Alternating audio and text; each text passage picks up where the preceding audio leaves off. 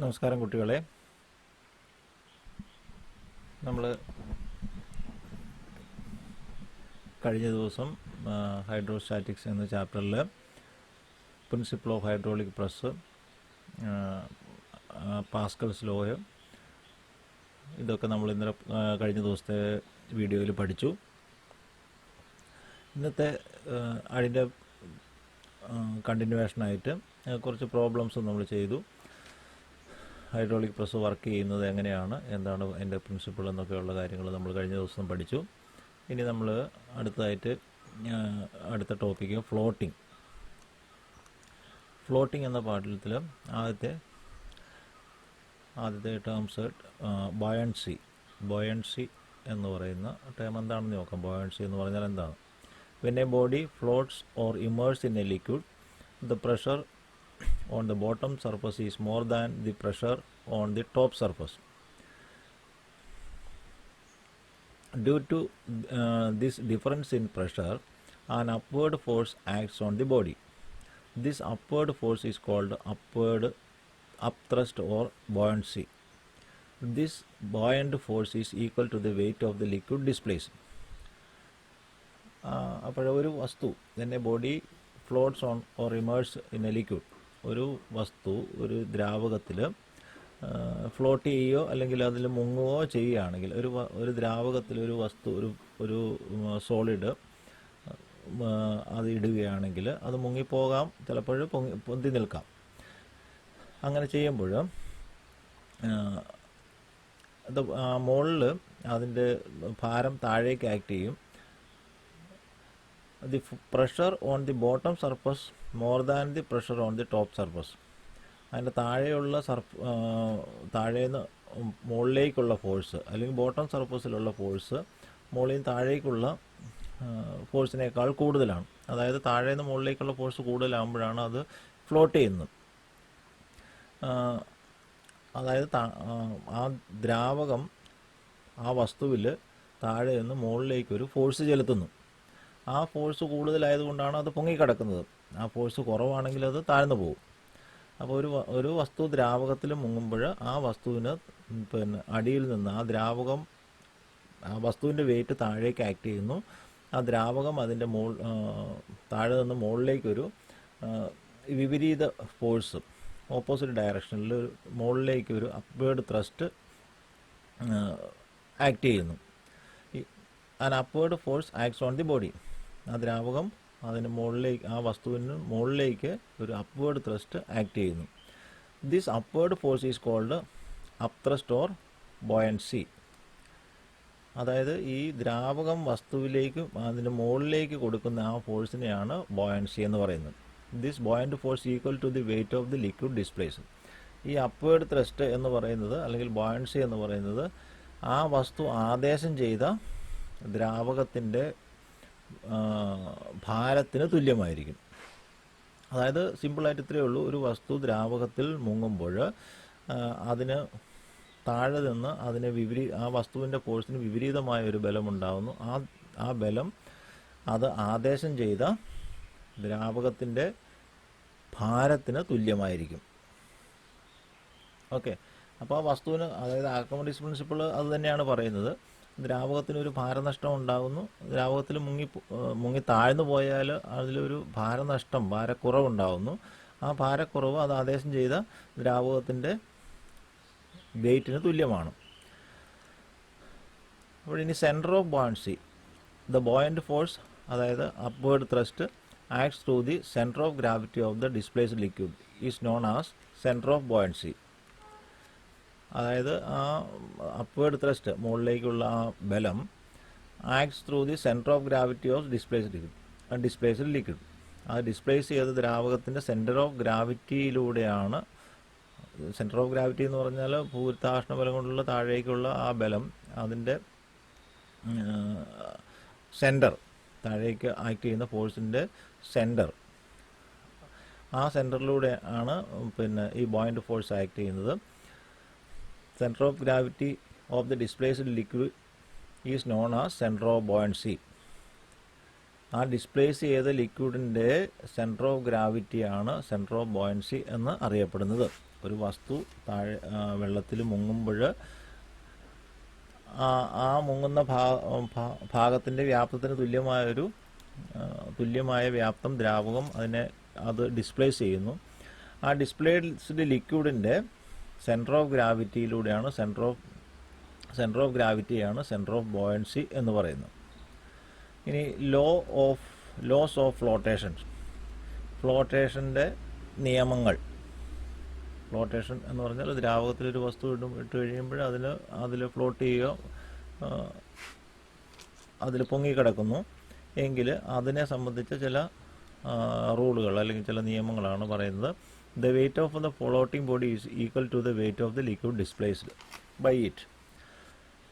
ആ floating body എന്ന് പറഞ്ഞാൽ പൊന്തിക്കിടക്കുക എന്നുള്ള, മുങ്ങിപ്പോകുന്നില്ല, പൊന്തിക്കിടക്കുന്നു. അതായത് ആ പൊങ്ങിക്കിടക്കുന്ന വസ്തുവിൻ്റെ ഭാരം അത് ആദേശം ചെയ്ത വെള്ളത്തിൻ്റെ അല്ലെങ്കിൽ ദ്രാവകത്തിൻ്റെ ഭാരത്തിന് തുല്യമായിരിക്കും. ഒരു വെള്ളത്തിലൊരു വസ്തു ഇട്ട് കഴിഞ്ഞാൽ അതിൻ്റെ പകുതി ഭാഗം വെള്ളത്തിനടിയിലും പകുതി ഭാഗം മുകളിലും ആണെന്ന് വിചാരിക്കുക. അപ്പോൾ ആ വസ്തുവിനുണ്ടാകുന്ന അല്ലെങ്കിൽ ആ വസ്തുവിൻ്റെ ഭാരം അത് ആദേശം ചെയ്ത വെള്ളത്തിൻ്റെ ഭാരത്തിന് തുല്യമായിരിക്കും. സംഗതി മനസ്സിലായെന്ന് വിചാരിക്കുന്നു. The centre of gravity of the floating body and the centre of gravity of the liquid displaced അല്ലെങ്കിൽ centre of buoyancy are in the same vertical line. ആ വസ്തുവിൻ്റെ ഫ്ലോട്ടിംഗ് ബോഡിയുടെ സെൻറ്റർ ഓഫ് ഗ്രാവിറ്റിയും centre of gravity of displaced ലിക്വിഡും അത് ആദേശം ചെയ്ത വെള്ളത്തിൻ്റെ സെൻറ്റർ ഓഫ് ഗ്രാവിറ്റിയും ഒരേ വെർട്ടിക്കൽ ലൈനിലായിരിക്കും.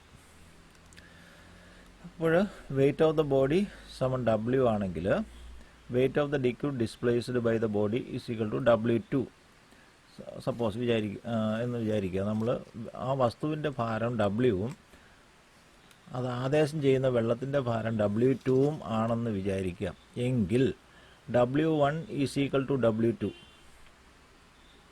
W1 W2-വിന് തുല്യമാണെങ്കിൽ, ആ വസ്തുവിൻ്റെ ഭാരവും അത് ആദേശം ചെയ്യുന്ന വെള്ളത്തിൻ്റെ ഭാരവും തുല്യമാണെങ്കിൽ അത് ജസ്റ്റ് ഫ്ലോട്ട് ചെയ്യും. ആ വസ്തു മുങ്ങിപ്പോവില്ല, ജസ്റ്റ് ആ വസ്തുവിൽ ജസ്റ്റ് ഫ്ലോട്ട് ചെയ്യും. Body will float. ഈ W1 is equal two is greater than W2. Wait of the body greater than wait of the liquid displaced. അത് ആദേശം ചെയ്യുന്ന വെള്ളത്തിൻ്റെ ഭാരത്തിനേക്കാളും കൂടുതലാണ് വസ്തുവിൻ്റെ ഭാരമെങ്കിൽ, വസ്തുവിൻ്റെ ഭാരം കൂടുതലാണ്, അത് ആദേശം ചെയ്യുന്ന ദ്രാവകത്തിൻ്റെ ഭാരത്തിനേക്കാളും കൂടുതലാണെങ്കിൽ ആ വസ്തു ആ ദ്രാവകത്തിലേക്ക് താന്നു പോകും. വെള്ളമാണെങ്കിൽ വെള്ളം, മറ്റെന്തെങ്കിലും ലിക്വിഡ് ആണെങ്കിൽ ആ ലിക്വിഡ്. ഓക്കെ, അതാണ് ദ്രാവകം എന്ന് പറയുന്നതുകൊണ്ട് ഉദ്ദേശിക്കുന്നത്.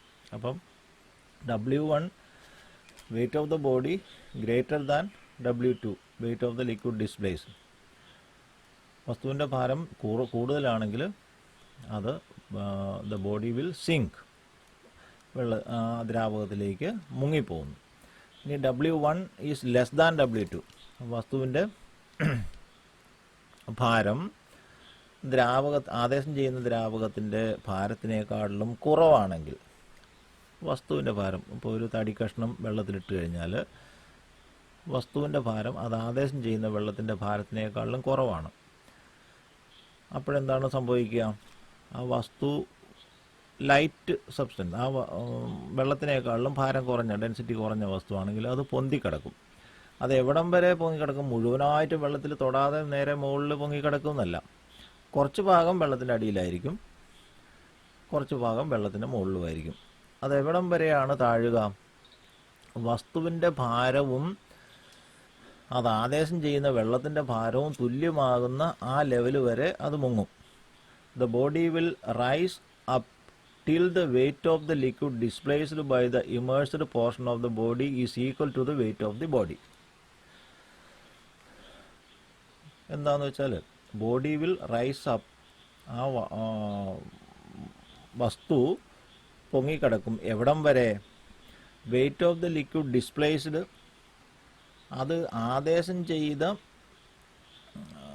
വെള്ളത്തിൻ്റെ ഭാരം ബൈ ദ ഇമേഴ്സ്ഡ് പോർഷൻ, അത് മുങ്ങിയ ഭാഗം, കുറച്ച് ഭാഗം മുങ്ങുമല്ലോ, ആ മുങ്ങിയ ഭാഗത്തിൻ്റെ ഭാരം അത് ആദേശം ചെയ്ത വെള്ളത്തിൻ്റെ ഭാരവുമായിട്ട് തുല്യമാകുന്നത് വരെ.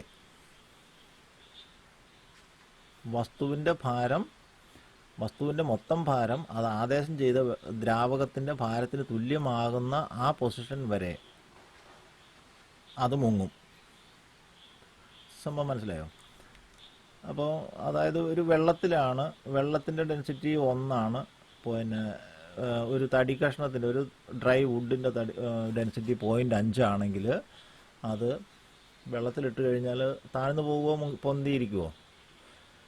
താഴ്ന്നു പോവില്ല. അതായത് ഡെൻസിറ്റി വെള്ളത്തിനേക്കാളും കുറവാണ്, 0.5 ആണ്. അപ്പം ആ വസ്തു പകുതി വരെ താഴും. പകുതി വരെ താഴുമ്പോൾ ആ ഖരവസ്തുവിൻ്റെ അല്ലെങ്കിൽ തടിക്കഷ്ണത്തിൻ്റെ വെയിറ്റ് അത് ആദേശം ചെയ്ത വെള്ളത്തിൻ്റെ വെയിറ്റിനോട് തുല്യമാകുന്ന പൊസിഷനിൽ അത് അവിടെ നിൽക്കും.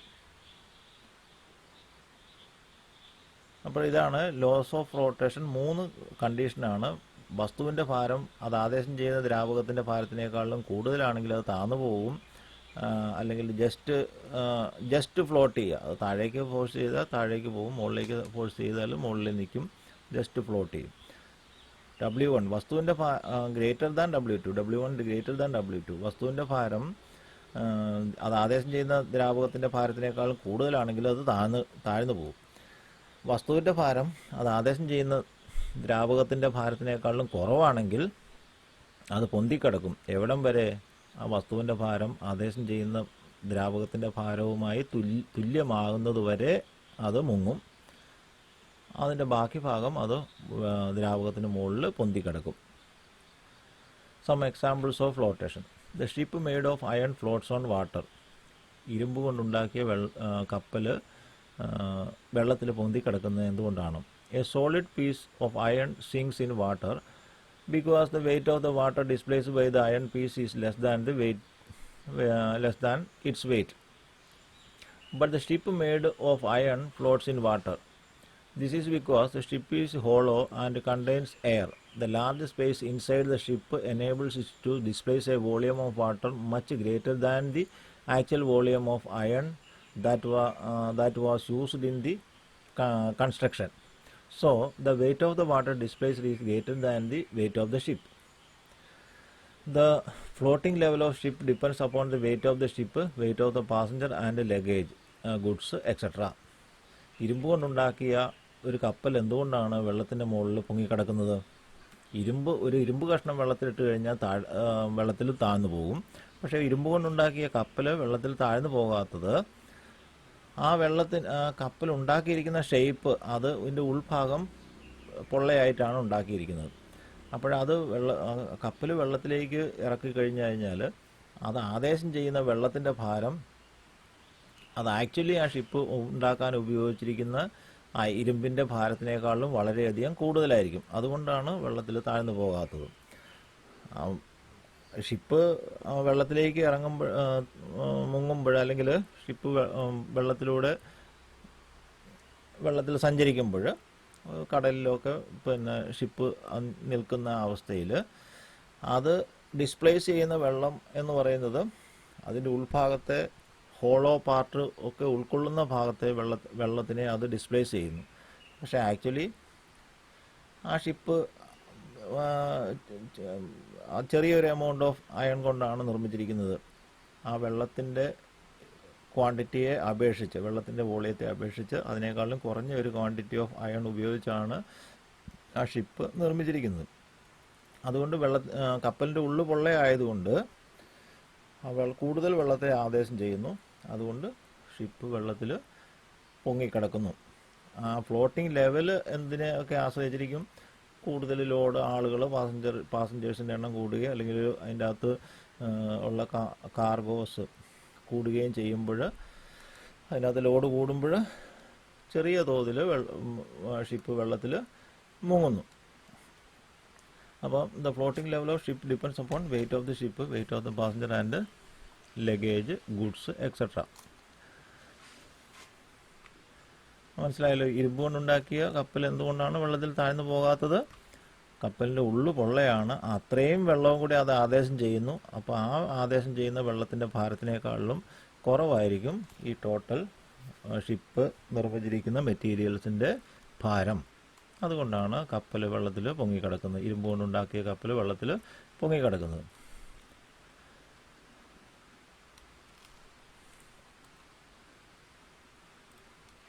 ഇനി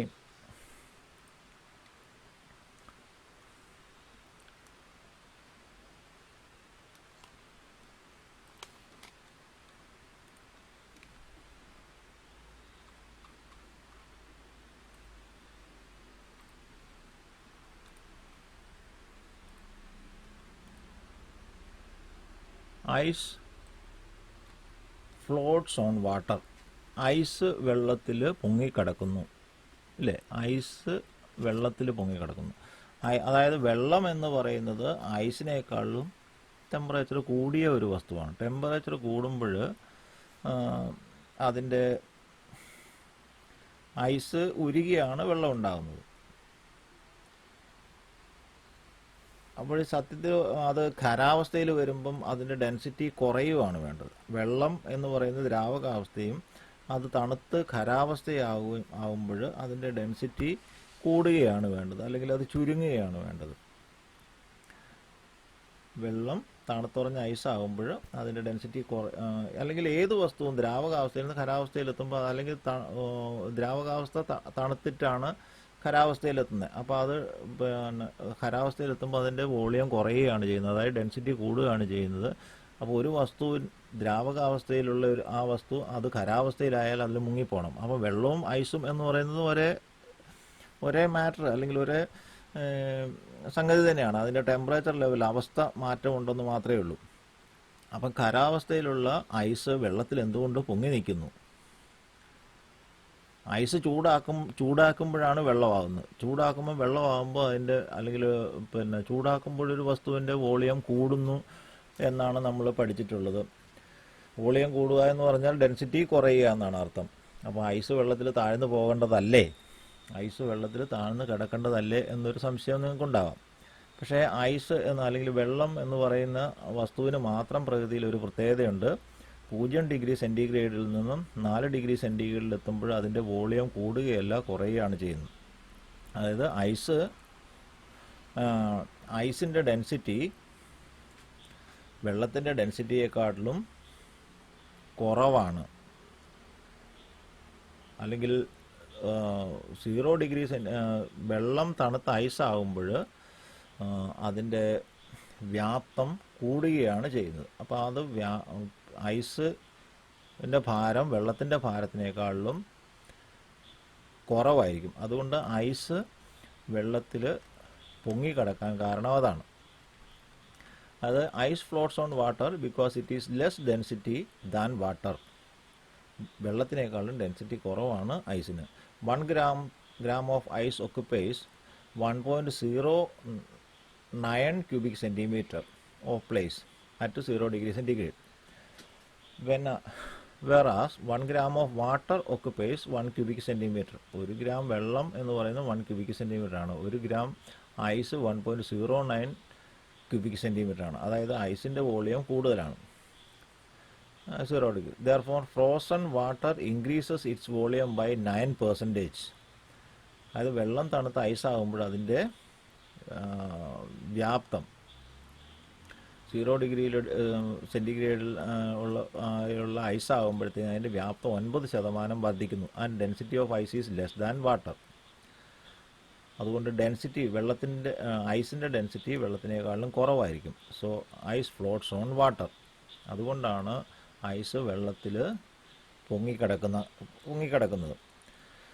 ഇപ്പോൾ density of water 1 gram per cc ആണ്. Density of ice 0.92 gram per cc ആണ്. അപ്പോൾ 1 gram അല്ലെങ്കിൽ ഡെൻസിറ്റി, വെള്ളത്തിൻ്റെ ഡെൻസിറ്റി 1 gram ആണ് 1 cubic centimeter. പക്ഷേ ഐസിൻ്റെ ഡെൻസിറ്റി 0.92 gram ആണ് 1 cc-ക്ക്. ഒരു ക്യൂബിക് സെൻറ്റിമീറ്റർ ഐസിൻ്റെ ഭാരം 0.92ഉം 1 cubic centimeter വെള്ളത്തിൻ്റെ ഭാരം 1 ഗ്രാമുമാണ്. Density of water at 4 degree centigrade 1 ഗ്രാമാണ്. അപ്പോൾ അതായത് വെള്ളത്തിൽ എന്തുമാത്രം ഐസ് ഇട്ട് കഴിഞ്ഞാൽ എന്തുമാത്രം അത് താഴ്ന്നു പോകും, അല്ലെങ്കിൽ എത്രമാത്രം ഭാഗം ഫ്ലോട്ട് ചെയ്യും എന്നുള്ളതിനെ പറ്റി ഒരു ഐഡിയ കിട്ടാൻ വേണ്ടിയിട്ടാണ് to find the floating level of ice on water. എന്തുമാത്രം അത് ഫ്ലോട്ട് ചെയ്യും, എത്ര ഭാഗം മുകളിലുണ്ടാവും, എത്ര ഭാഗം താഴെ ഉണ്ടാവും. Volume of ice under the water level by the total volume of ice. വെള്ളത്തിൻ്റെ അടിയിലുള്ള ഐസിൻ്റെ volume divide by total volume of ice. ആകെ വോളിയം, ആകെ ഐസിൻ്റെ വ്യാപ്തം സമം density of ice divide by density of water.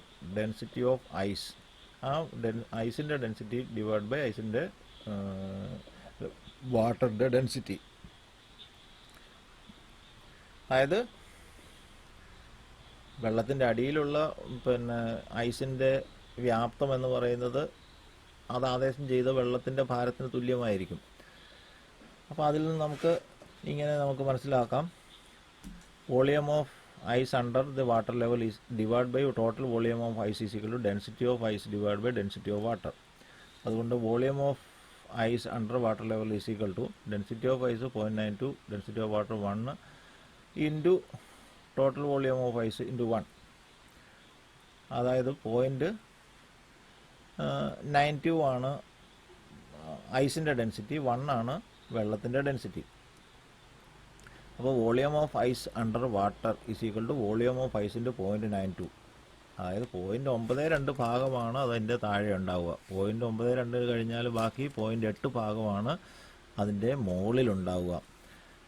0.92 92/100 സമയം 23/25. അതായത് 100ൽ 92 ഭാഗം വെള്ളത്തിനടിയിലായിരിക്കും എന്ന് വെച്ചാൽ അതിന് ഒന്ന് റെഡ്യൂസ് ചെയ്താൽ 25ൽ 23 ഭാഗം, 25ൽ 23 ഭാഗം വെള്ളത്തിൻ്റെ താഴെയായിരിക്കും. അപ്പോഴെത്ര ഭാഗമായിരിക്കും വെള്ളത്തിന് മുകളിൽ? 25ൽ 25ും 23 തമ്മിൽ വ്യത്യാസം 25ൽ 2 ഭാഗം വെള്ളത്തിൻ്റെ മുകളിലായിരിക്കും.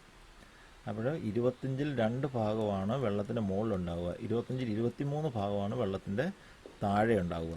അതായത് ഒരു ഐസ് ക്യൂബ് വെള്ളത്തിലിട്ട് കഴിഞ്ഞാൽ അതിൻ്റെ ഭൂരിഭാഗം വോളിയവും വെള്ളത്തിനടിയിലായിരിക്കും. 25 ഭാഗമുണ്ടെങ്കിൽ അതിൽ 23 ഭാഗം വെള്ളത്തിൻ്റെ അടിയിലായിരിക്കും. 25ൽ 2 ഭാഗം മാത്രമേ വെള്ളത്തിന് മുകളിലുണ്ടാവുള്ളൂ. 2 parts out of 25 in the volume of ice floats above the water level.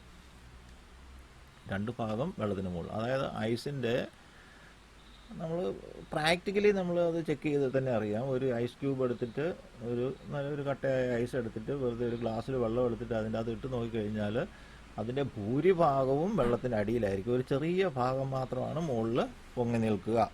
അതിവിടെ പുസ്തകത്തിൽ പ്രിൻ്റ് ചെയ്തതിൽ ചെറിയ വ്യത്യാസം ഉണ്ടായിരുന്നു, അതുകൊണ്ടാണ് ഞാൻ ഇതിനെ കട്ട് ചെയ്ത് എഴുതിയത്. 23 ഭാഗം വെള്ളത്തിൻ്റെ മുകളിൽ 2 ഭാഗം വെള്ളത്തിൻ്റെ അടിയിലും എന്നാണ് പുസ്തകത്തിലുണ്ടായിരുന്നത്. അത് മാറ്റി. അതൊരിക്കലും അങ്ങനെ സംഭവിക്കില്ല. നമുക്കറിയാം ഐസ് കട്ട, മഞ്ഞുമലകൾ, അന്റാർട്ടിക്കയിലുമൊക്കെ കടലിലൂടെയൊക്കെ സഞ്ചരിക്കുന്ന കപ്പലുകൾക്കൊക്കെ ഉള്ളൊരു ഭീഷണിയാണ് മഞ്ഞുമലകൾ.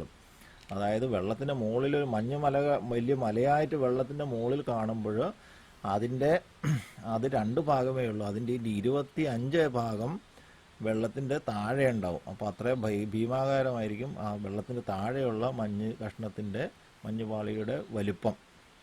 നമ്മൾ ടൈറ്റാനിക്കൊക്കെ ഇടിച്ച് മറിഞ്ഞത് സിനിമയൊക്കെ നിങ്ങൾ കണ്ടത് ഓർക്കുന്നുണ്ടാവും. അപ്പോൾ യഥാർത്ഥത്തിൽ നമ്മൾ വെള്ളത്തിൻ്റെ മുകളിൽ കാണുന്നതിൽ എത്രയോ വലിപ്പം അതിൻ്റെ 25 ഇരട്ടി.